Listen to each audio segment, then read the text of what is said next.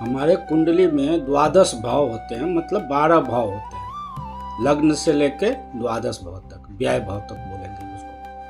तो हर भाव कुछ कार्य के लिए सिग्निफिकेंट है कि इस घर से इस कार्य को देखते हैं, इस घर से इस कार्य को देखते हैं, तो उसको बोलेंगे कार्यकत्व। मतलब प्रथम भाव के कार्यकत्व ये हैं, का मतलब हुआ कि प्रथम भाव जो है उससे ये चीज मिलना है, ये फल मिलना है, अच्छा बुरा जो भी है। अब क्या है कि इस कारकत्व को करने के लिए, इस काम को करने के लिए कोई ग्रह करेंगे, तो जो ग्रह करेंगे तो ग्रह के लिए कारक बोलते हैं। इसलिए हम बोलते हैं कि प्रथम भाव का कारक ग्रह कौन है, द्वितीय भाव का कारक ग्रह कौन है।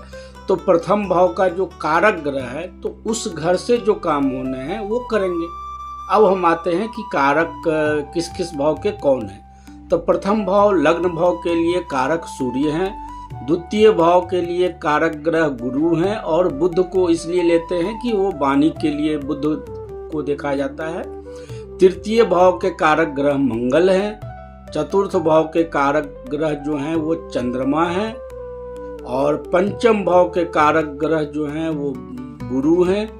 षष्ठम भाव के कारक ग्रह जो हैं वो मंगल हैं और शनि को भी मानते हैं। सप्तम भाव के कारक ग्रह शुक्र हैं, अष्टम भाव के कारक ग्रह शनि हैं, नवम भाव के कारक ग्रह बृहस्पति हैं, और पिता के कारक हैं तो सूर्य को भी माना जाता है।